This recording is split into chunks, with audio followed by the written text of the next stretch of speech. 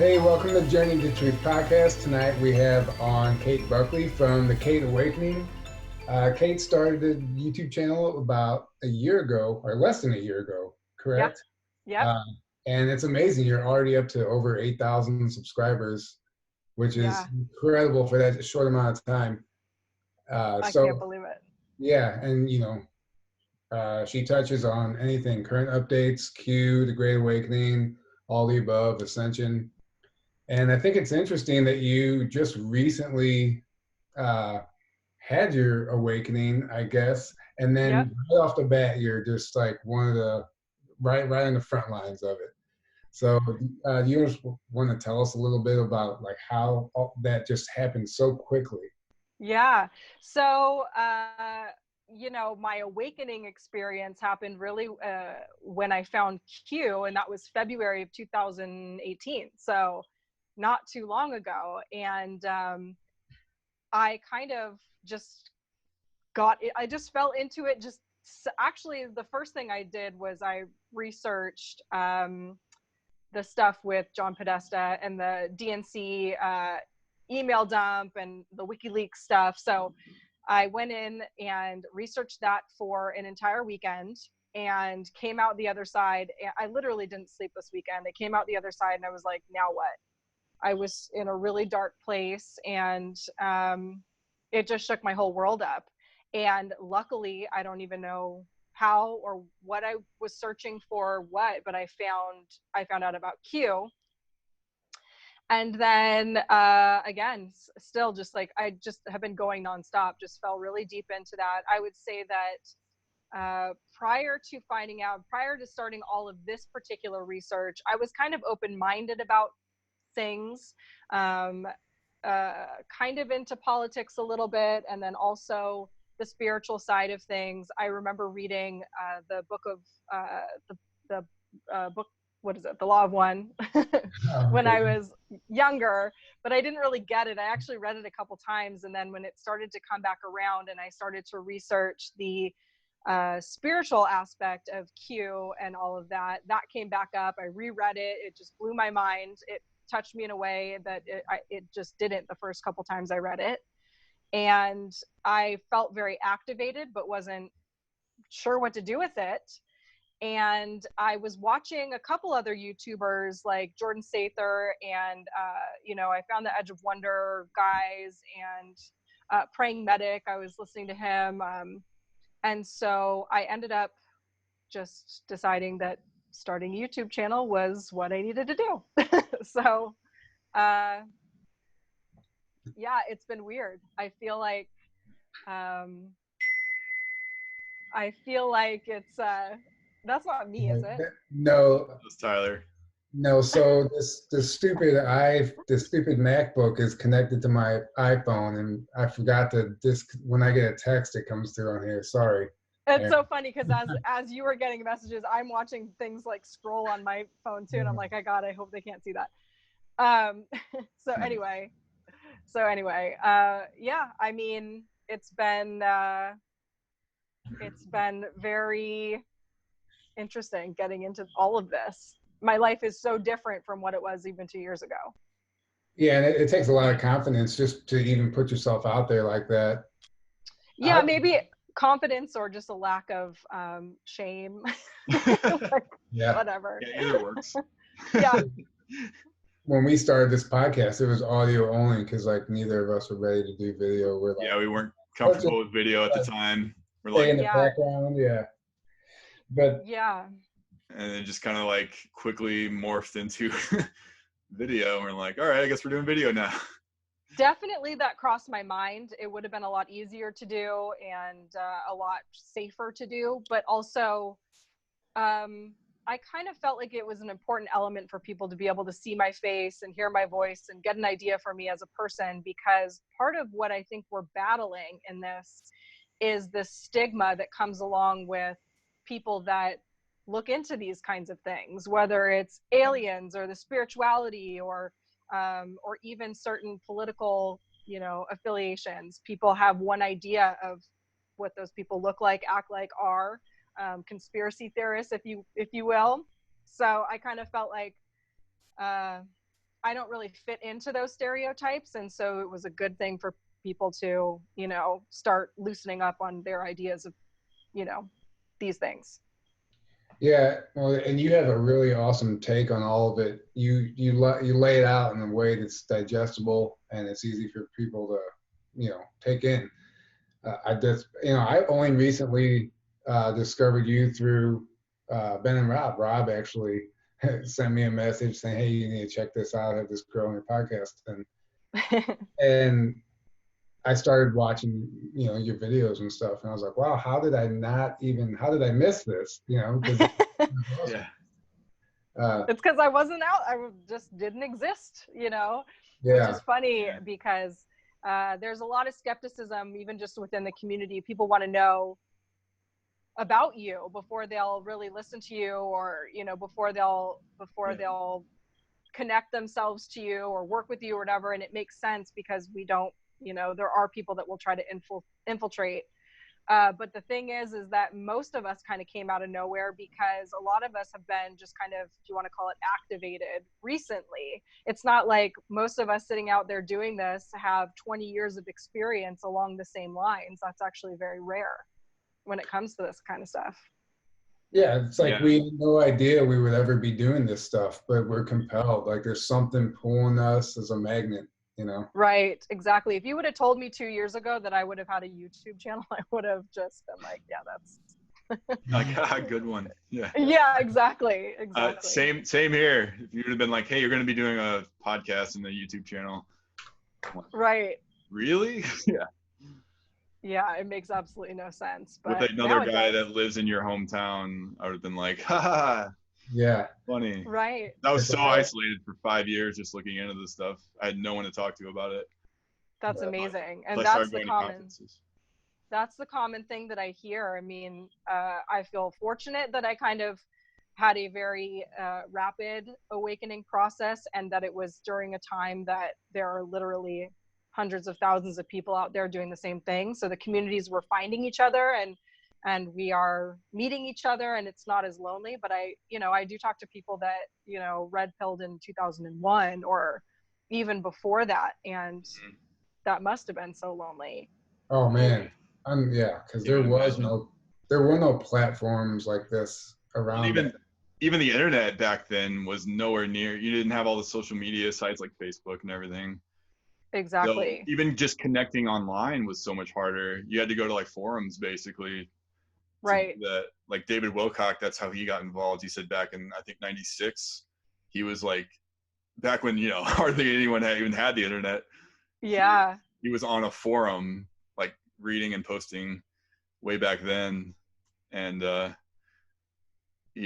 it's funny because it's like, man, it's only been in the last like 10 years or maybe a little over 10 years that like Facebook's even been super widespread. And before that, MySpace, I guess it would have been MySpace. Exactly. Or whatever else. Yeah. MySpace was awesome. Yeah. I miss MySpace. I liked MySpace so much. I remember when everyone moved to Facebook and I was like, no, don't leave MySpace. I was the same way. It was so much better. Maybe there was a part of us that just sensed the evil that was Facebook, Do you remember when MySpace tried to make a comeback for a little short? I do. Yeah. There were actually like commercials on TV for it and stuff. They really had like a push. And, I don't remember commercials. That's awesome. And everyone's like, nah. I do, because I couldn't believe I was seeing a commercial for MySpace after it had already died. Yeah. Yeah.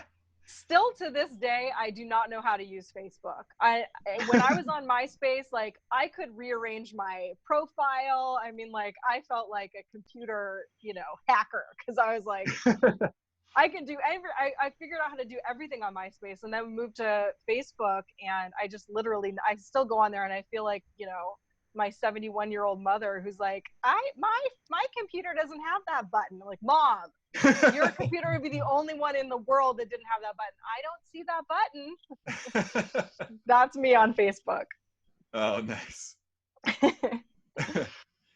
All right, so let's take this, talking about social media. Let's talk about this interview you did with Zach Voorhees. because that is some fascinating stuff with that going on and all this Ghislaine Maxwell, however you say her name. Uh, Yeah. with all this stuff happening, like I was listening to your live and listening to this interview, I'm like, I'm listening to the plot of a movie.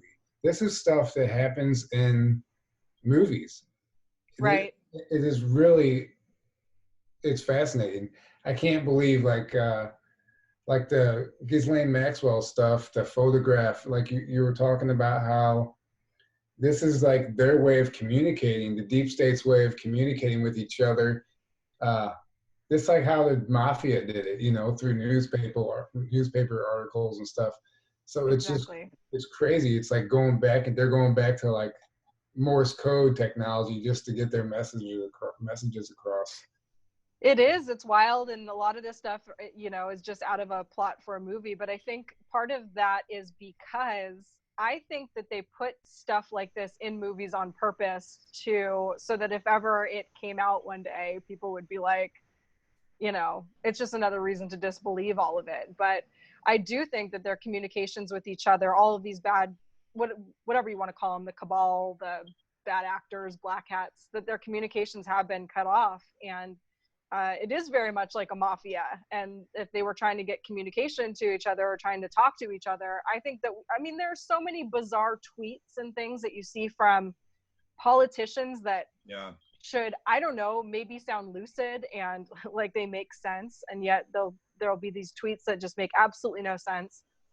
And it does seem like there's a lot of code, these pictures that just came out. Somebody definitely wanted us to know that they weren't trying to hide the fact that these were just bizarre, and I don't know if that's because they're just so used to being blatant and not getting caught, or if they just are desperate and I don't know what it is, but it's bizarre. I think it's the first one. I think they're just so used to being blatant about it, and I don't think they're as smart as a lot of people give them credit for. They understand how to do things, but they they're just putting themselves out there to get caught right now. It's like blowing up in their faces. Everything they do is being used against them. Like they're biting their own. Yeah, well, they're not used to being challenged or threatened in any way, because for so many years they've been operating basically unchecked by the public.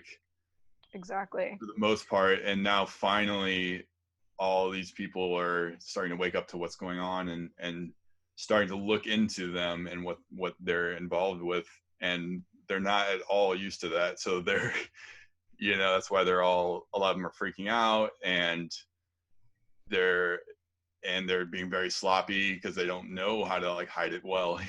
So sloppy was the exact word I was going to use. They've just been sloppy because they never thought that, there's the whole thing. They never thought she would lose. Yeah, that's a great example. They never thought that they were going to be in a position where they weren't just so powerful that they were untouchable. Yeah. And they, the other element that is good for us and bad for them is that, what's that other saying? There's no honor amongst thieves. Mm-hmm. These are bad people. They are held together by things that are nefarious, and these are people that will have no love between them. They will throw each other under the bus in a heartbeat. Yeah. And so I think that we will start to see some of that, and I hope so. Yeah. Well, like they're so used to hiding things in plain sight. That's what they did for a long time.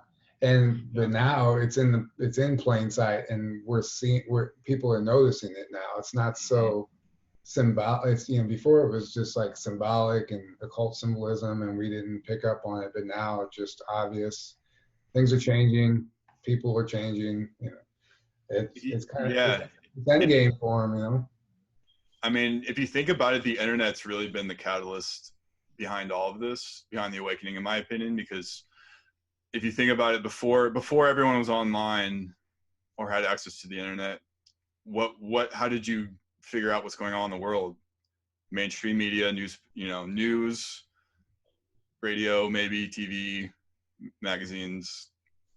That's about it, right? Like, Exactly. You had no choice but to get your information through these avenues. and word of mouth, and I mean, so you had awakened people, but their reach of reaching out to people was very, very limited, and very slow, and just so much harder to get this information out there. If you could write a book, but then somebody has to read it and buy it, or it was They so even much own the harder. publishers. They even own the publishers. Exactly. And They own the media. They own the Board of Education. So everything. even exactly.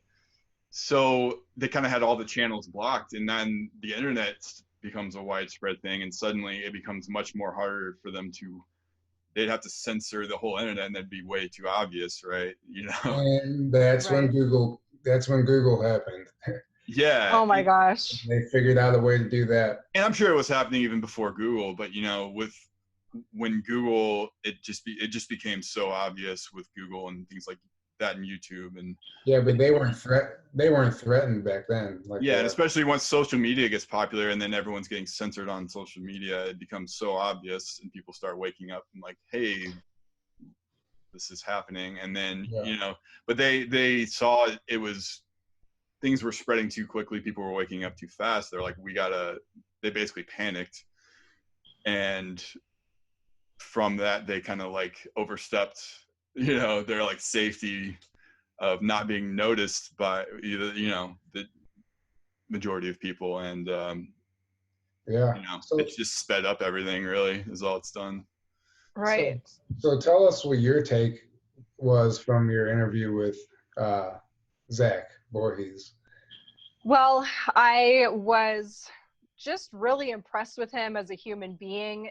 He did not have any political motivation for any of this. He literally saw what they were doing. He was sitting in a cushy job making $260,000 a year. He could have just kept his mouth shut and collected his paycheck for, until he retired. But he didn't do that. He put his job on the line, but more importantly than that, he literally put his life on the line and to get this information out there. Well, yeah, any whistleblower does, essentially. Right. I mean, even just the character assassination that they will do to somebody to make them look crazy is terrifying. And he got swatted. They sent the SWAT team out to his house and said that he was a danger to himself and others, which was just absolutely ridiculous. And but without whistleblowers, think about what little we would know.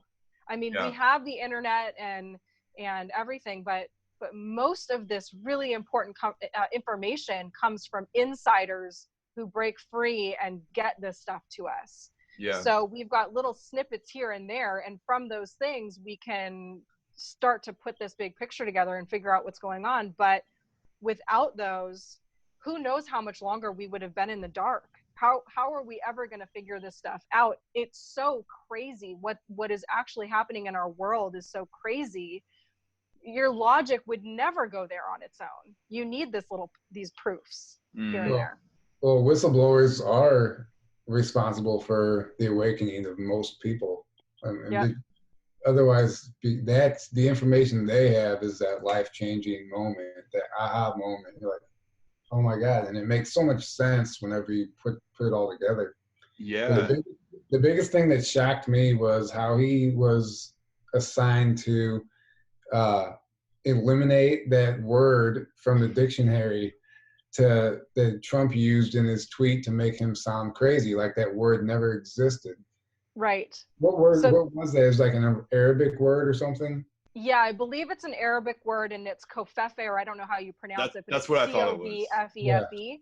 Yeah. And apparently he had said on another interview that he did that he wasn't tasked with it specifically, but somebody he knew was, and so he was seeing that. He was tasked with something else. But yeah, they literally, the task was to delete this word from the Arabic dictionary, so that just in order to make the president look crazy and his followers look crazy, because essentially what happened was the president tweeted something like, despite the negative press or press, whatever, go kofifi. Feifei. Yeah. So what it means is I will stand up, or something like that in Arabic. So it makes perfect sense if you go and you look up that word, and you can find it in Arabic and what it means. But they are erasing. This is why book burning was terribly bad. You cannot just make things go away because you don't like them. It's important for all of us to That's be able to look things up. straight out of 1984. Like, Exactly. to the T, Yeah. getting rid of Exactly. words so you can't. Yeah. You don't. Exactly. And I think that there are even people that hate Trump so much that they will overlook something so blatantly awful like that and just be like, well, it's for the greater good. I think people are so brainwashed in their hatred for him that they are ignoring these major red flags of things that just overreaches of power and things like that. It's incredibly dangerous. Yeah, that, and the other thing he said was, they take real, truthful news headlines, news articles, and they are put them in a fake news category on Google. So when you Google fake news, it'll bring up certain articles, certain news stories as fake news, like Hillary Clinton selling the weapons to ISIS and stuff like that. Right. And that just throws things off even more. And it's mind control. It really is. It's a form of mind control. Absolutely. Any Yeah, conspiracy topic you Google, basically the whole first page will be all the thing debunking it, all the articles that, oh, it's a crazy conspiracy, debunked. And if you really want to have fun with it, Google Zach Voorhees, the Google whistleblower. It's funny because they're just immediately bashing him and saying that he's making up lies and it's not, conspiracy theorists and all that stuff. Of course. What are they going to do? Report on themselves? They're never yeah, going to do that. Exactly. And I always find it funny too that no matter what I would Google, Snopes would be one of the first websites that would pop up. And if you look into Snopes came from just this, they were two LARPers that would go to medieval time, festivals and festivals, Renaissance festivals, right? Yeah. They probably sit in their house listening to Greensleeves. These people have absolutely no background in investigation or anything like that. They're just running this thing out of their apartment, and suddenly they became the holy grail of what's true or not. They're suddenly the authority on what's true and what's not.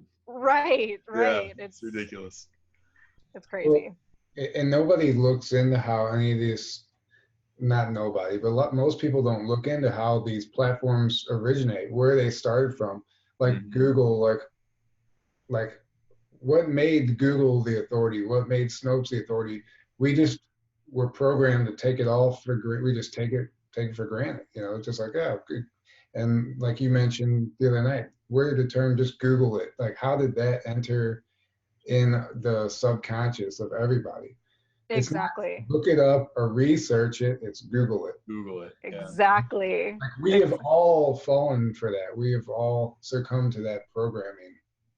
I think that even with Google and Facebook, I think even from the beginning, people were very, they kind of knew, especially with Facebook. I remember people being like, there were people warning others that they were going to be selling your information and keeping your information and all of that stuff. But I think there is a part of the human psyche that just will go along with things if everybody else is, because they're like, well, if it was really that bad, then everybody wouldn't be on it.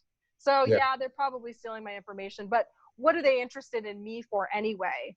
People think about them harvesting their information like, oh, they're going to use it to blackmail me. That's not the only thing that people can use your information for. They can create an actual profile of you and sell your identity, or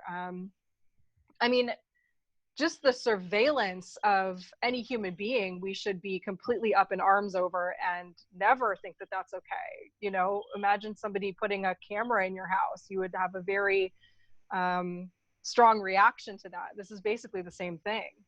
Yeah, No they also use privacy. it as like they see our reactions and how we operate, and they study our behavior on a mass level, and then they're like, all right, so this is what we can do to manipulate everyone basically, and we know how they're going Right. to react because we've been studying their behavior and what they get upset about, what they post, what they whatever, and then they know exactly how to manipulate the Yeah, masses. and they use that same information you're talking about, Aaron, to write movie plots and write movies Mm-hmm.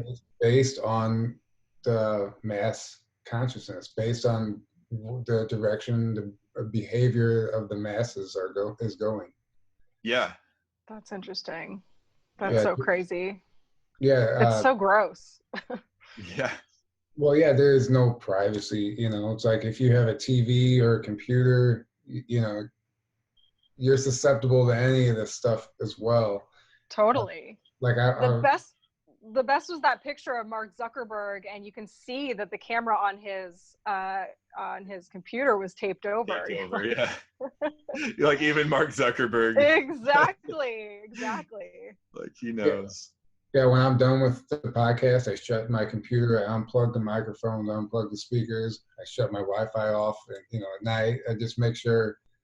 Who knows? But I've watched too many things, read too many articles. Just even like, and like it turns out like having a home security system is actually worse than not having one.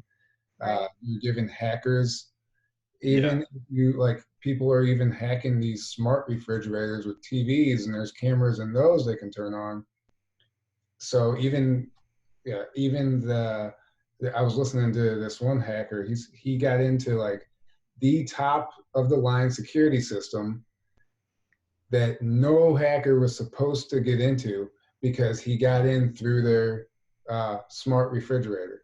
So there's always a way, no matter how much you spend on this, if you have any technology in your house, they can get into it. And everyday people like us that aren't taking precaution, it can happen. Now, is it? Are they really spying on you? Who knows? But Right. it's there's a reason he had his camera taped. In a way, Yeah. I mean, it's not like just because it's not like in order to spy on you, they actually have to have a physical human being sitting there like watching your every move. They're collecting this data, and if they ever decide to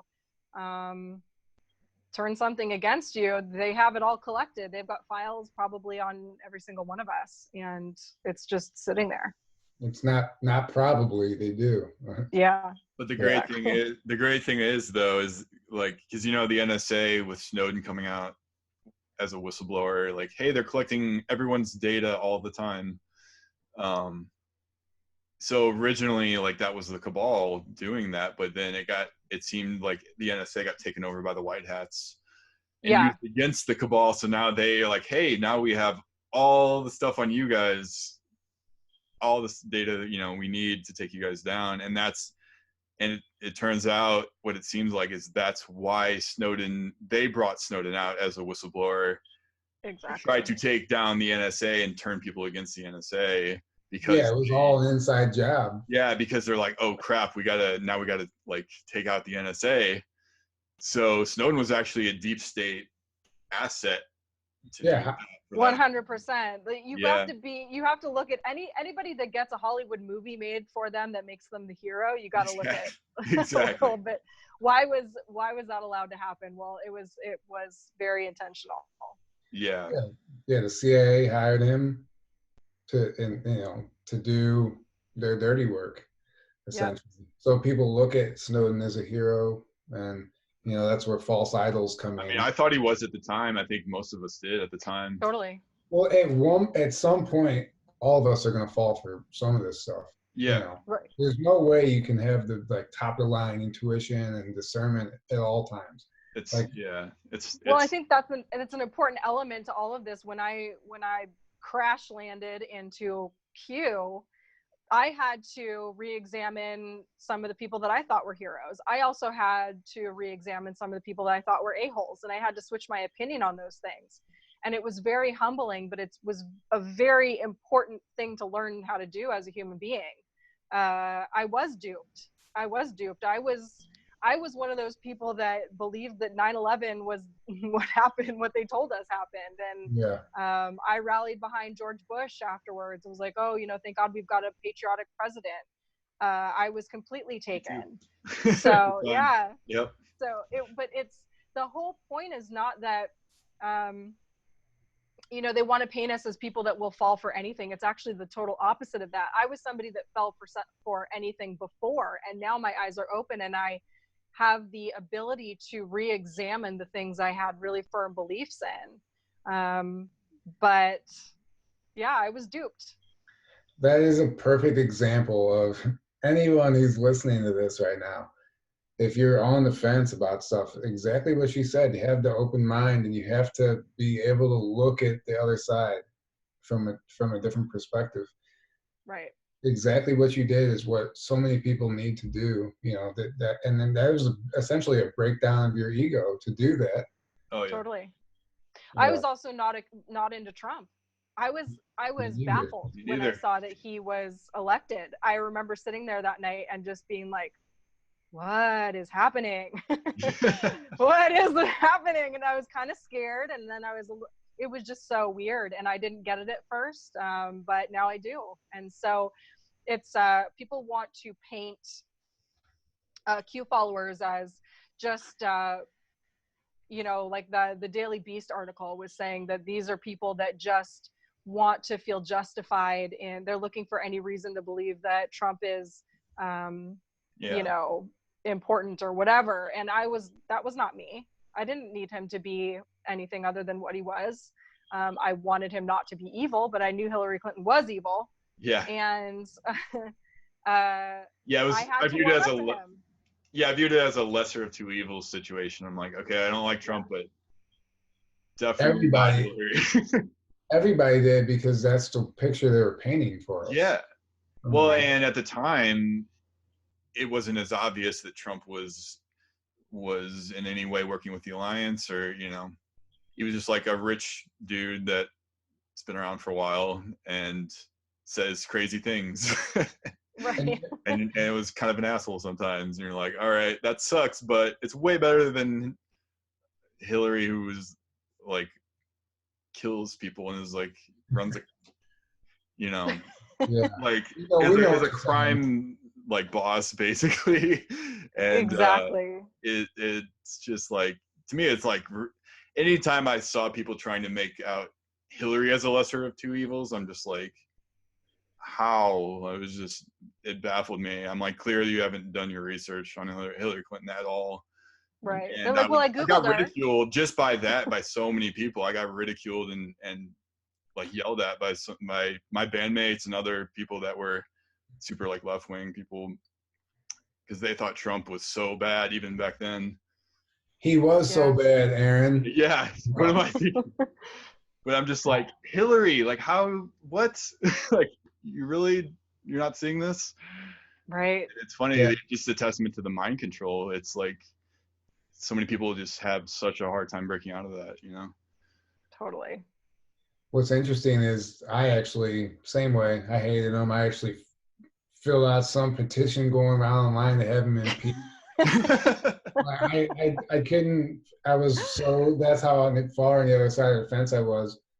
And what's funny is my dad was ahead of the game. Like somehow he knew, I remember him calling me the next morning when Trump was elected.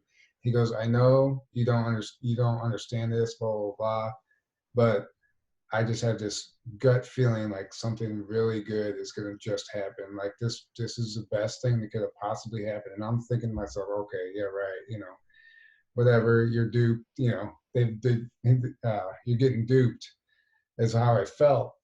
And then I started getting all this information and realized like somehow he saw it and I didn't, way ahead of. Yeah.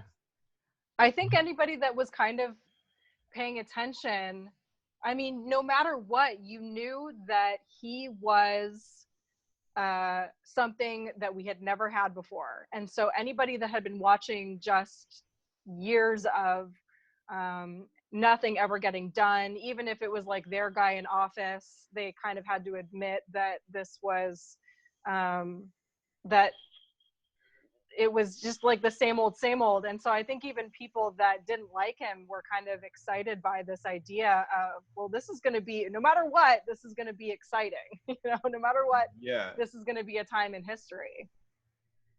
And that's And what a exactly time it is. yeah. Yeah. I literally, Exactly. it's so crazy to think about all of the things that are coming together.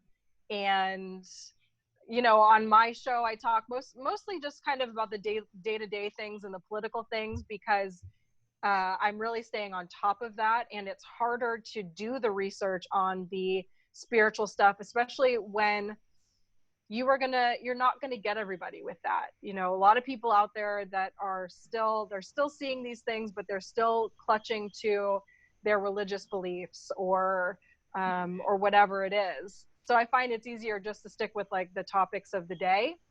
But now I totally forgot what I was talking about. That'll happen. But you were just telling us how that's what you focused on was, Yeah. as opposed to the spiritual side of things. Yeah. Oh, just to see how it's all coming together. I mean, really, when I started to learn about Q, I was like, okay, well, that's fascinating to think about this as a military operation to take these bad guys out. But really, when it came down to how deep that actually went, that part of the reason that these bad guys needed to be taken out is because they had been thwarting our, if you want to call it, evolution. They had been thwarting things. I mean, think about how little we actually know about our universe and even our own human bodies. And this is directly connected to how much control these people have had and what they've allowed us to know, what they've allowed us to have access to. And then once you start going into that and, exploring the whole idea of extraterrestrials, and that's really that was always probably the most interesting thing to me, was the thought of ETs. And I had my own experience when I was younger too, so that might be another reason why I was open to this kind of stuff. Once somebody has their own experience, it's kind of hard to tell them, that stuff doesn't exist. Okay. Exactly. Yep. And it's hard for the experiencer to tell the other person that like it's hard. They're never going to understand where you're coming from unless they have that experience also. Yeah. Some people fully. Yeah. I didn't tell anybody for a long, long time. And then I only told my mom, and then I didn't tell anybody again for years and years. And then I finally told somebody, last year. And then I was like, oh yeah, I forgot that happened to me. It's so crazy. But have you talked about this publicly before? Yeah, I actually did talk about it on one of my lives. It came up, and I was kind of like, should I talk about this? Should I not mention it? I get a lot of messages from people that have they are just 100% sure that aliens are demons. That must be what they are. Yeah. Oh, really? Yeah. Yeah, your parents message me all the time. Can you tell them to stop? Oh, yeah. Yeah, I'll tell them to stop. That's funny. No, but it was a blue orb experience that I had. And the interesting thing to me about it was I kept it to myself for so long, and I never did any research into it because I didn't know that was like an actual thing that a bunch of people had experienced. I had heard of UFO experiences and abductions and little gray aliens.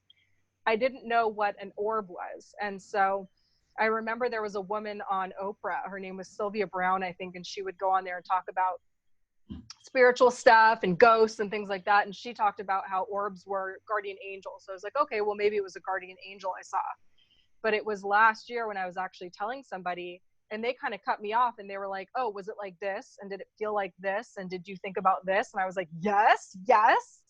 And so I'm glad that it happened that way, because if I would have said it myself first and then they would have been like, oh yeah, I've heard about that before, a lot of people have had that experience, I wouldn't have really believed it. But it was them feeding it to me first, and I knew they weren't just like going along with what I said. It was everything that I experienced, and it was interesting to know that there were so many others out there that had the same thing.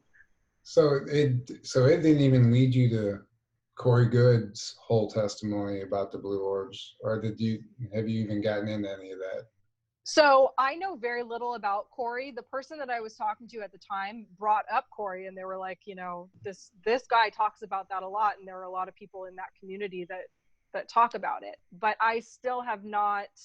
I still haven't done like a big, you know. I read David Wilcock's book, and that was pretty awesome. But I still don't.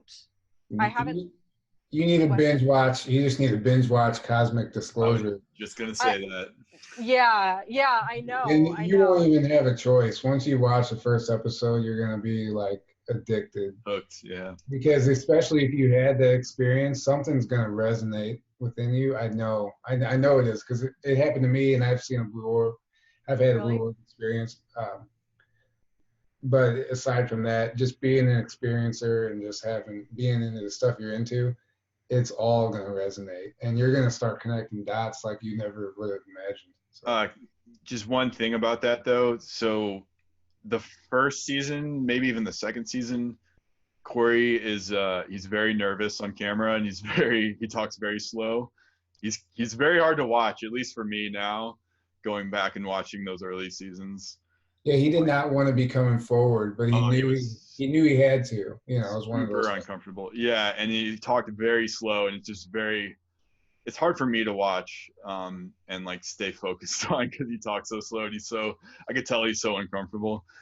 You know, And it was like, and at the beginning he's talking about the secret space program stuff, and he doesn't get into the blue orbs or blue avians or Anshar until a little bit later on. Actually, no. In the very first episode, he talks about the blue avian message. Does he really? Oh yeah, believe me, I've watched it a couple. I don't times. remember that for some reason. I thought it came later at the on. very end of it. No, he talks about it at the very end of that first episode. Okay. So you guys are going to think I'm really weird, but I still have not even researched blue avians. I know that there's a connection between them. I don't know what it is. I don't know why I am like, I'm not afraid to look into it.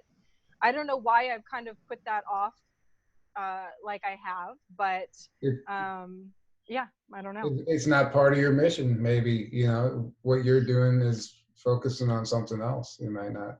Right. It's hard because there's so much going on at all times. It's hard to know what to focus on. I have a million different things and a million different books I'm reading. That's actually was my last year, was reading a ton of different books. Yeah. This year, it's been more keeping up with the current events, because we're watching things unfold in real time. And I just feel like there isn't enough time for all of it. So I don't know what to put my focus on. I know. I feel you there for sure. I totally hear you there. Like if I had my way, I would take a week vacation and just go somewhere and research Tartaria. That's like nice. So fascinating to me. I got into it a little bit one night, just again didn't sleep, and then never revisited it. Mostly because I'm like, I don't know if this is the kind of stuff I'm meant to be talking about. I still don't. I'm still just making it up as I go. I don't really know exactly what the goal of my YouTube channel is, other than just to create this conversation with people and get them to start looking at the things going on in the news and start seeing through it past what we're being given to like what's really going on.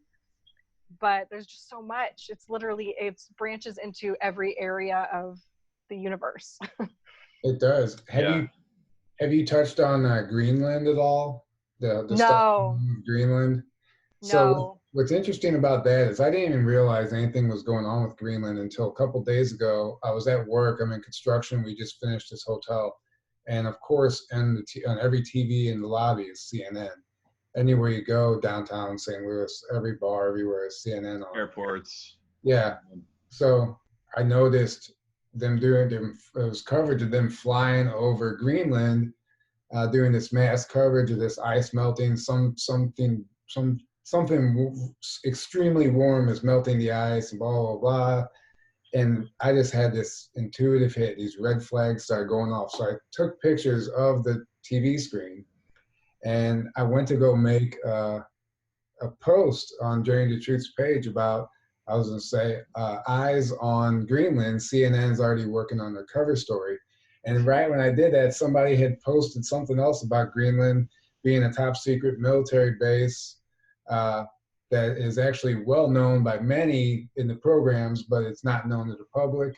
And there's a chance of this ice melting, uncovering something, and there's like UFO, like some of the military craft like that we develop are coming from this base. Apparently, Trump goes there and back, has visited there frequently before his presidency, and still, at one point, Trump wanted to buy Greenland. For what reason? Who knows? And then last year there was that asteroid explosion over Tool Island, which is where this military base is supposed to supposedly exist. Which, if that's really was an asteroid explosion, they say it was like an asteroid that came down and exploded in the atmosphere. But if that's really the story, or did something else happen at that base? And that was the cover story. So something's going on in Greenland right now, and I don't know. I didn't even know any of that stuff I just told you until after I saw that thing on CNN and started looking into it. I was like, wow, man, I can't believe I haven't picked up on that. Yeah. So CNN's down there flying around trying to cover up something, taking footage, covering their ground, getting their ducks in a row for whatever might come out of Greenland. They're going to be like, no, we've already been there, done this, filmed it. This is what's happening. Mm-hmm. They definitely try to get out in front of things. I'm looking right now at I'm trying to remember what it was, but there was a tweet I saw today, some mainstream media trying to talk about like what so many in the animal kingdom are cannibals or practice cannibalism. Why is it such a taboo for humans? Like, Yeah. they're just getting out ahead of, you know, what are we going to find out that this was happening on Jeffrey Epstein's island? And, you know, this is it was Newsweek. Cannibalism is found throughout the animal kingdom. So why is it the ultimate taboo for humans? And then there was like all that, you know, the stories about blood transfusions of younger people into older people can make you look youthful or whatever. They're just prepping our subconsciouses for this kind of information to like just, I don't know, just trying to make it more accepted and more normalize it more in the public consciousness. So right, because they know it's coming out, so they're like, we got to get ahead of this and start. Yeah, they did and then, you know, pedophilia, they did the same thing, and they're like, they try to normalize it. Yeah, they're like, oh, it's just a sexual orientation and we need to accept it. It's like, it's not a sexual orientation. No. No, it's unbelievable. Like the headlines that I see these last couple of years, if they would have even printed these like 8 years ago, people would have been like pitchforks in hand, like storming their offices. Like, how dare you put something like this out? And now it's just like you see like 3 of these a day, where it's just like unbelievable. Yeah, it's nuts. My favorite was some Catholic priest or something like recently got busted for pedophilia, and like he was questioned, and he was like, essentially he was just like, is that wrong? Like I didn't realize it was wrong to do that. He like tried to play dumb, and it just was so. Wasn't that the St. Louis Archbishop or something like that? It might have been. I think it was. We look into so much stuff. I look into so much stuff all the time. I forget. I remember it was a St. Louis like Archbishop, and he was like, oh, I didn't know. Basically said he didn't know raping children was wrong. Yeah. Yeah, he actually said that. It was unbelievable, actually unbelievable. I'm like, that was a loss for words. I was like, wow. Yeah, it was like. It just shows you how numb we've all become, because again, if you would have said that 8 years ago, he'd probably be dead. Like people, you know, not that I'm condoning that kind of behavior, but it's, you know, it's so gross. Absolutely. But So, no, go ahead. another thing about, and this is, there was an article that came out, I think it was just today or maybe yesterday or something, that's going around right now on Facebook, that, all this stuff's coming out that's horrific, and that, we're all getting upset. And I mean, that's a natural response to it, but at the same time, we got to be careful not to let it take over and become so focused on that we want revenge, and then we're not focusing on growing spiritually and on ourselves and our Yes. inner work, and, Right. and then still have compassion for these people, because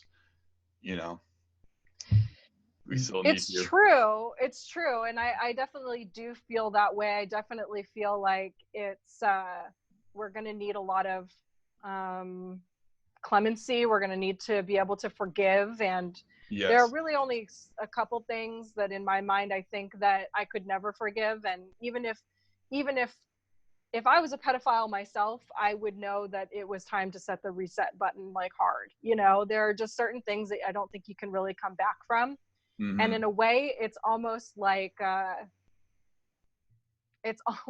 kindness to not tolerate certain things and Yeah, to absolutely.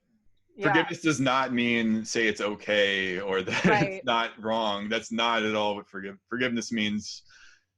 We need to expose it, very much so, and condemn it, and be like, this is not okay. But we're not, like, don't get caught up in revenge, and in, like, we need to be on the attack, you know. You just right, need to process it in a healthy manner. Exactly. And Both yeah, of those things are important: exposing it, dealing with it, and processing it in a healthy way, and forgiveness, and releasing your attachment to it, essentially. So it's not, because otherwise you're going to get so caught up in hatred and anger that that's going to be negatively affecting you. So that's the thing yeah, we definitely need to keep in mind and be careful of. So right. yeah. It's a hard balance to at the same time Oh yeah. realize that there's just absolute evil in the world, and then also like try to find harmony. Like Yeah. It's not an it's just easy hard. thing, but yeah, no, absolutely. I mean that's the one thing that we're all dealing with right now, and it's a test. We're all being tested, but it's I'm not trying to preach here. Life is a test, and this is part of it. And there's lessons to be learned for all of us, and that's why Yeah. we all have to go inward at the same time as making people aware, like you're doing with your channel. Like you have to make people aware, but by doing that, you're forcing them to question things. You're forcing them, and it's just a big cycle. Hmm. Yeah. Yeah, I really kind of, especially because when, like the whistleblower stuff, in order for us to really get to know, unless we've got video, unless the Q team really is sitting on video evidence of all of this stuff, it maybe will take people that are whistleblowers, and probably those people wouldn't have been allowed to be around unless they were participating. And in which case, we do need to start looking at things and looking at people and realizing it's not as much what you did as what you are doing. If you are able to come out of that and realize it's wrong and expose it, I'm sure a lot of these people maybe have done bad things, and I'm not even just talking with children, like they might have blackmailable evidence of them cheating on their wives, or doing a bad business deal or something like that, and then Hmm. they've got uh, their hands are not clean, so they're probably not super stoked about the idea of all of this stuff coming out and having their crimes exposed too, but they're probably struggling with that, like, people need to know in order for us to fix this, but what are they going to think about what I've done? Yeah, So Yeah, and then they're not going to feel safe in public anymore after, because there's going to be some people that are going to want to hurt them, mhm, um mhm. and hence that's, hence the yeah, suicides. yeah, Yeah, exactly. Well, I think that if we can restore trust in our justice system and, you know, our police force and things like that, and really get the corruption out, there's no reason for us to have like vigilante justice. As long as we're exposing these things, it should take care of itself in the proper way. And it's not up to any of us on the street to, you know, bring someone to justice in whatever way we think is the right way. Yes. So changing it up, have you guys seen the face in Antarctica yet? I was gonna bring that up No. actually. So What do I need to bing? Yeah, yeah, you know, not Google. the Antarctica face, it's a giant megalithic structure being exposed due to the ice melting in Antarctica, and it's actually, you can go on Google Earth and locate this and find it. It kind of looks like the face on Mars, but it's covered in snow, and it's like the snow's melting and revealing this giant face. Whoa, I'm not finding it. But have you guys ever seen you brought up Google Earth, and one of the things that just baffles me is that off of Malibu, which is close to where I'm from, actually, you can look out into the water and you see these perfect columns and like ventilation system on the back, and you can see like what looks like a man-made structure. That's giant. I think I've seen pictures of that actually. Yeah, it totally does. It's unbelievable. I'm not I'm finding not pictures. sure if I'm familiar with that. So it's not coming up? Oh wait, I think I see. Is it on the side of like a glacier, or is it No, it's just an okay. overhead view. All right, I'm gonna use evil Google. Unfortunately, Google's the best with pictures. So It's true, and it not only sucks. that, but I heard that DuckDuckGo and Bing both extract from Google anyway, so it's all just Oh, you so it really don't doesn't have even a matter. choice. Yeah. No, it's not on Google either. It had to have been scrubbed. Oh my gosh. It's on Facebook. I mean, Well, it's on our Facebook page, Oh well, Journey then to I'll just go to Truth. your Facebook page. yeah, if you go to our Journey to the Truth. Just regular page, not the Oh, podcast not even page. the group, right? Not the Yeah. podcast page. Yeah, Journey to Yeah. Truth group on Facebook. Well, we'll have to approve her friend request real quick. Yeah, yeah, because it's a closed group. Really? Am I not? I thought I was. You might actually I'm already be. joined. You are? Okay. Yeah, I'm joined. Oh, cool, awesome. It's the one with the Great Awakening map at the top, right? Yeah, yeah. Okay. That's it. All right. The podcast is actually named after that group. Group Obviously. came first. Oh, really? I didn't know Yeah. that. Yeah, I started the group back in like September of last year. That's funny. So Tyler and I started this podcast in February, and we just went with that name. That's really cool. Yeah. We did. I had a like actually how I got into all of this was I started I was in this other big group, and it kind of just turned into one day us talking about aliens and conspiracy theories, and it was kind of this thread that took over the entire group. So somebody was like, hey, we should just make a conspiracy group that's a, you know, kind of an offspring of this. And so I made that. I ended up deleting it last year because somebody told me, they were like, listen, if you've got something like that, you're putting those people at risk or whatever, because the things that we were talking in there, I don't know. So I just deleted it. Probably should have left it, because what does it matter? Yeah, oh my gosh, yeah. I see his face. Well, that's why I kept my group as a closed group, because I made it an open group for like a week, and I started getting complaints by a few people that because they were liking and commenting on stuff, and then people they didn't handle it. Yeah, certain people in their life started attacking them, or being like, what is this?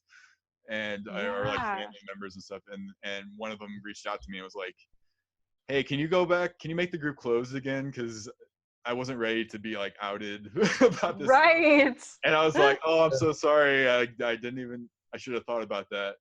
So I made it closed again, but then I get complaints all the time of like, I want to share this thing, can you make it shareable? I'm like, well, I have to it's a closed group, so to do that I have to make it open, and then then I have those. Well, there's ways to share it if you just spend Yeah, a couple I'm like, minutes. just go to the original post and you can share from there for anything. So So Right. did you not see it on there, Kate, or not? I just found it. I just Okay. found it. That is crazy.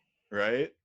So, and then there's information coming out. Now we're gonna get a little crazy, but there's a, a channeled message that came out with this saying that this is a Pleiadian face of, they even named the being, and they said like in the crown of the actual structure is actually where they used to hold like council meetings, and there was like UFO landing pads around it that are going to start to be revealed, and blah blah blah. So if there's any validity to any of that, I have no idea, but it just makes you think, makes you wonder, because the face is clearly there. So Right, definitely. That is unmistakable. God, that's so crazy. and what do we hear from Corey? Antarctica is going to be the first major disclosure, and Emery Smith has been saying that the Mother Earth is going to reveal, disclosure. Mother Earth is going to be disclosure. Yeah, Corey. I mean, Corey's been saying that the ETs are going to basically force disclosure by Antarctica, because once it starts melting, it's going to reveal all the stuff that's hidden. And what are we seeing? Right, it's already happening. With this face. Yeah, and then we have to worry about, though, because he said that, so what happened is there is ancient ET civilizations that existed there, and currently underground are still ongoing, but even deeper than what we're going to be exposed to. And he says that the deep state, whoever it was, Yeah. literally went in and removed all the original artifacts, replaced them with Smithsonian stuff, who knows, to basically create a false narrative. So they're trying to take away the ET aspect from it and just make us think that it's just an old civilization that just predates what we are already known. So they're already like trying to work on that. Yeah. Well, didn't he say they're trying to? So it's going to reveal like some ships or something, and they're going to like, Yeah, you're right. they crashed a long time ago, and they're not around anymore, but we're the descendants from them, and we're the same bloodline, and they're going to use that as their excuse to. That's what it was. They have divine right to rule, which is what they've been using essentially, but it's going to become out in the open. At that point, they're going to be like, oh, look, we're related to them, so we're. They were just trying to use it as a huge ego boost. Yeah, and Well, also they're going to be like, oh, we did all this bad stuff, we're sorry, but hey, look at all this cool stuff that we're revealing now, and use that as like A distraction from the crimes. Yeah. and like right. a bargaining chip almost, of like, hey, but we're giving you all this cool stuff and this technology now, and yeah, it's not going to work, but that's essentially the agenda there. It better not work. It's like, you ain't got to lie, Craig. Yeah. I swear though, like, people talk about how Ancient Aliens is whatchamacallit, like a limited hangout and whatever. Yeah. I really do think that it has helped more people wake up. It has. Yes. Oh, 100%. Yeah, like once you start down that path, I don't care what kind of narrative they try to throw at you. Once you open up people's minds to these kinds of things, you are like, they're off in the world on their own. They're not going to necessarily fall for everything that you try to sell them. At one point, if your mind is open, then I think basically they've created a monster. Yeah, no matter what. And I think the reason for that is they knew disclosure's coming. They knew people are going to start waking up to this stuff. So they're trying to get out ahead of it and be like, all right, it's going to happen. So let's like push really hard our agenda here and hope people kind of like fall in line with that.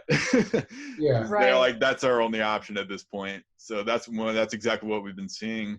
You've got To the Stars Academy and all these mainstream kind of UFO are these big UFO names that are pushing this one specific agenda. And when you look at their connections, they have all these like cabal and like CIA and all these deep state kind of connections. John Podesta, Freemasons, yeah, everything. and it's like there you go, you know. Podesta was even on an episode of Ancient Aliens at one point, and Yeah. To the Stars is just Yeah. trying to turn disclosure into a business. You know, they're in it for, you know, that's a total deep state operation. Yeah. Oh yeah. 100%. But Ancient Aliens, when it first came out, I I don't think it was I don't think it was I don't think it really, was originally that. no, I Exactly. don't. I think it was just they never even anticipated it going past the season. I know that, and they Yeah. got such great reviews and such great ratings. They ran with it, and then eventually, whenever David Wilcock wasn't invited back, they just did the next season without even letting him know because he was one of the main faces. Yeah. Yeah. And when they didn't invite him back, that's when they were compromised essentially. Podesta and yeah. And then just recently, they interviewed James Gilliland for Ancient Aliens and Peter Maxwell, but James They cut him all out. never made it into the episode. Yeah. Oh my gosh, you're kidding. Yeah. James was on the chat. So I don't know if you know, we were on his radio show just last Saturday. Yeah. Okay. That's awesome. I think I'm actually going to Thank you. interview with him this next week, actually. I think Oh, no way. they probably saw you posting about me after you guys posted about me, and then they contacted me this morning. But that's awesome. Yeah, that's Oh well, yeah. I'm you're sure welcome. No, just joking. Yeah, thank you. Totally. it would make sense though. Yeah, it would make total sense. But yeah, James was on the chat, on the live chat, complaining about Ancient Aliens cutting him out of the episode. I'm sure. I mean, that guy's got better stories than anybody. And then you've got like Linda Moulton Howe, which, by the way, I went to Alien Con last year in LA. Oh, did you? And yeah, she gave this whole Nice. lecture on AI and how it was like already out there killing people and whatever. But Wow. I don't know what to make of her either, you know. But yeah, She's part James of the- seems like. Sorry. I was just gonna say she is part of the Rockefeller Initiative, if you're aware Yeah. of that. So Mhm. she's one I of had those. heard that. Unfortunately, because I used to like her as well, and then yeah, I started seeing that. I'm like, yeah. God, like, what is it? How do they get these people? Is it just the money? Because you gotta think that they started off obviously with good intentions and really seeking the truth, right? I think so. I think so. I think they get groomed into it, and they get the DSA kind of either they start on their own or they kind of get groomed, and then they're like, hey, we'll like support you in this if you keep going, and you know, Right. and yeah, like certain people. I don't know. I'm still on the fence about certain people, but whenever you start seeing ties to the Rockefellers and the Clintons and Rothschild, and like you really like if you're tied to those people in a way that you're like being backed by them or you're working with them, like that's a huge red flag to me, because Absolutely. they do not work with anyone that they can't control, that isn't pushing their agenda. And, Totally. and every single person is circumstantial. So they have a different technique or method with each person. Just like you would try and wake somebody up or red pill somebody, you're going to gauge their character and then work with what they're giving you. So Right.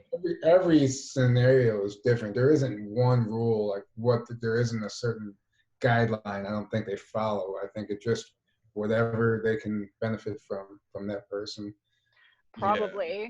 What about the new Bob Lazar thing? Because I haven't seen it, but I remember Bob Lazar. Oh yeah. Like the 80s movie where he like gets in a DeLorean, like it's just totally awesome. And but I'm hearing that this new thing, people don't know what to make of him now, right? Oh well, go ahead, Aaron. I was just gonna say he was one of the very first like UFO whistleblowers ever, really. Right. And, like as far as like an insider coming out, and he's the one that put Area 51 on the map, even though he worked at S4, which was close to Area 51, but it wasn't Area 51. But yeah, he came out in the late 80s. He said he came out basically as insurance, like to save his life, because he said they were starting to like he was having like family issues, and they thought he was unstable, and like he thought he might get killed, I guess. So he came out. He didn't want to come out. He didn't want to be a UFO guy.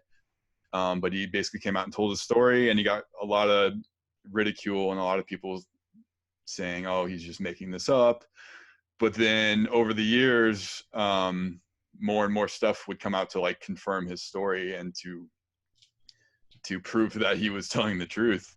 Yeah, And I think then he's he laid legit. low for a long, long time because he got so much heat and he got so many attacks and stuff.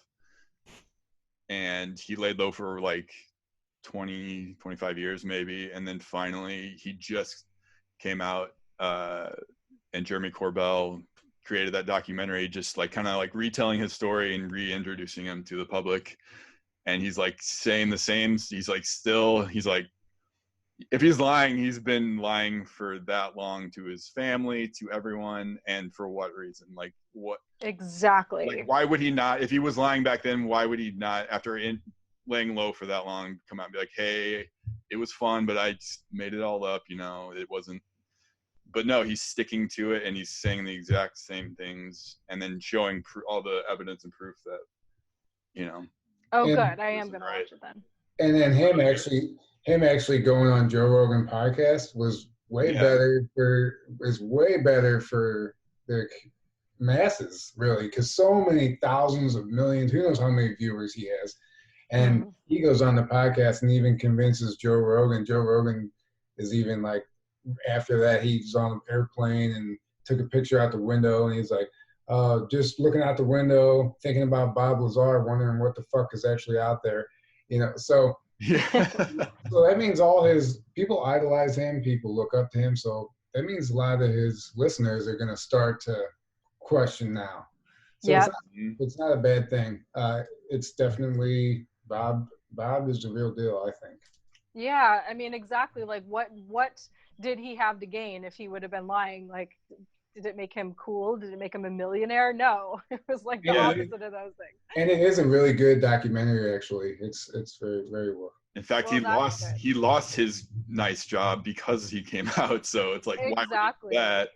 Same with Corey Good. Same with everybody. It's a huge sacrifice to come forward. So totally. That was one of my big, I think, red pilling moments was the another whistleblower that what's his name, Ronald Bernard. He was the banker that talked about how he was not only can you just hear it in his voice and his tears or whatever, but basically what he talks about, he's like, in my mind, I'm already dead anyway, so I need to talk about this. It isn't about me anymore. They really did break him and scare him and all of that, but what did he have to gain by saying that or making that public? He had only everything to lose. So he gets emotional telling his story. I was gonna say, not to mention, he'd have to be an amazing actor to, absolutely, if he's faking that, there's just absolutely, that's one of the things I think that everybody should watch. Have you seen this might be a dumb question, but have you seen Above Majestic yet? I have, yeah. Okay. So you know pretty much about Corey somewhat then. Yeah, I do know about Corey. Like I said, I don't know if I said, but I would watch Jordan Sather, and I know Jordan Sather would talk Corey's interview, at least one of Corey's interviews on Edge of Wonder. And, I have actually a friend who had a kind of a similar experience to Corey Good as far as the age regression thing that he was talking about, like the 20 and back or whatever. Hers wasn't as long, but she was, progressed in life. She actually had a kid and then woke up in her bed, and it was like 5 years earlier, and like the kid didn't exist, and she just had a complete nervous breakdown. And so yeah. Wow. Crazy. Wow. And this is a friend of yours? This is a friend of mine, yeah. Wow. Has she come forward publicly?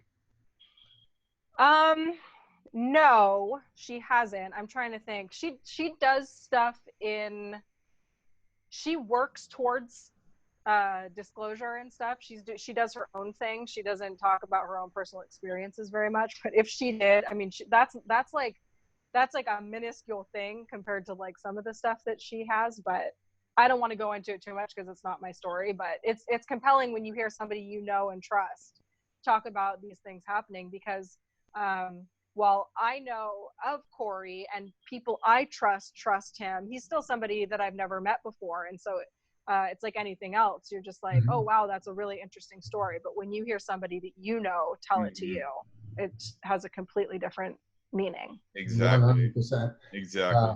Just like somebody somebody I know found what they call an exoskeleton of a tiny little creature um, that could best be described as a fairy. It sounds crazy, but it's a legitimate exoskeleton of an undiscovered previous. She had it tested and everything else. No one knows what it is. Her and her sister found it a few days ago, Oh my and gosh. maybe more than a few days ago, but they actually knew where to go to take it, and it's totally incredible. Like if I saw a Google image of it, I'd be like, that's fake. Yeah, But I know her, and I know she's not bullshitting me. So it's right. yeah. Mm-hmm. That's crazy. You know, it just made me think of this most random story, but this is kind of interesting. Jay Leno, a long time ago, I remember told this story about when he was a kid. There were, you know, in the back of comic books, you could order away for these things. You could like save up and do whatever, and you send away for like a decoder ring or whatever. Hmm. And he said he sent away for something called Monkey in a Teacup. And it came to his house, and to hear him talk about it, I mean, obviously he's telling it on his story and everybody's laughing at him or whatever, but he talks about how he opened this thing up and it was like a little human being, like a monkey kind of looking human being, but teeny tiny, an actual living thing. It jumped out and ran out the door. So like, I don't know if that's like, if it's the way he told it, it sounded like it was a real story. He's like, I still to this day don't know what it was. Wow. But that's just a weird thing to think about. Like this would have been back in the 50s or 60s probably. And yeah, what was that thing? It was a Wow. monkey in a teacup, duh. Maybe it was Yeah. exactly. It was a tiny monkey. Yeah. That's actually wild. Like that had me very intrigued just thinking about that. Well, so I went to see his show being taped, like maybe 10 years after he's told this story on his show. And I went to go see something being taped. I was in the audience, and before the show started, they were taking questions. And I actually asked him about that. I was like, a long time ago, you told this story about this monkey in a teacup. Do you remember what it was? And it was his reaction that really left an impression on me. It was almost like he was like, I can't believe you remember that. And I was like, I don't know, I remember the weirdest stuff anyway. Yeah. And yeah, he didn't find it so funny. You know, it was weird. It was his reaction to that was kind of weird. He wasn't like, oh yeah, that whole thing. It was almost like he was startled by me asking. Well, because So now if he tells that story now, maybe, or whenever you asked him, like it might make him sound crazy. And right. he Yeah. built himself an image, and he has to maintain uh, his reputation. So, Yeah. like, oh yeah, some little creature. People will be like, okay, is he crazy? You know, I and know. so you just have, I don't know. There's crazy shit happens all the time. Well, that's why a lot of Seriously. people that have had encounters and experiences, a lot of them haven't never told anyone about it because they're like, people are going to think I'm crazy. Right. So, you know, even their own family sometimes, or maybe they'll only tell their family or their wife or husband but no one else. Yeah. Or Right. until years and years later when they're like, oh, this happened so long ago and I'm finally telling people about it, you know, Yeah. because Go the ahead. reaction of people are so programmed that with a giggle factor with anything aliens or even paranormal or whatever, it's like it's been so stigmatized in our society that people have a hard time just coming out about it. You Yeah, can people answer are like, oh, that. One you're second, seeing man. things or whatever. I have, you know, I have something else too, like on top of my blue orb thing. I have something that I see actually a lot, and it almost looks like a little spider thing that's in my bedroom. And I, again, never told really anybody about it other than my mom. But then actually a friend that I made just in the last year posted something about, she saw it too. She saw something like that and she posted about it on Facebook. And I was like, whoa, that's really weird. But yeah, you don't want to go around telling people that you see like, 20-legged spiders in your So in your bedroom. They're like, yeah, Kate, cool. That's really interesting you say that, because I just recently was looking into this spider thing that lots of people see. And Really? and it's not, I'm not trying to scare you, but what I was looking into is it's something that you want to try and get cleared. That means it's essentially harnessing some type of negative energy, and it thrives off negative energy. So Interesting. Like this is something that I've seen many times, actually, probably since since like the last 20 years. I've probably seen it over 30 times, I'm going to say, that I can remember. And it's usually right when I wake up. I know it's not my eyes playing tricks on me because I can like move around and it doesn't move with me. oh, Typically it's above my head, and it really does feel like, it moves with intention, but it's also very fluid, and it almost seems like a robot, like it's like busy doing work. And then I recently saw one that was a little bit different, that was like on the floor in my bedroom, but typically it's like right when I wake up, I see it above my head. And one time my dog actually barked at it, so I know I wasn't the only one seeing it. I'll see if I can find what I found on, and I'll send it to you, and maybe you can. It might not even be the same thing. I have no idea. But that's crazy. That's totally crazy. My dog has barked at stuff too that I knew was there, and that confirmed to me that it wasn't just me. Yeah. Yeah. Yeah, I would love to know what it was. It's a different. When I had that blue orb experience, I really did get a sense from this thing that it was, there was almost like a maternal energy, that I was relaxed and calm, even though I was seeing this blue thing like above my face and I was a kid. But the second I started to get scared, I felt this almost like, oh, no, I don't want to scare you from it, which is interesting because it doesn't have a face and it's not saying anything to me. And I don't think I was picking up anything telepathically, so I don't know how I was getting that impression, but I definitely was. It was like a maternal energy. Yeah. This thing, I don't really know what I get.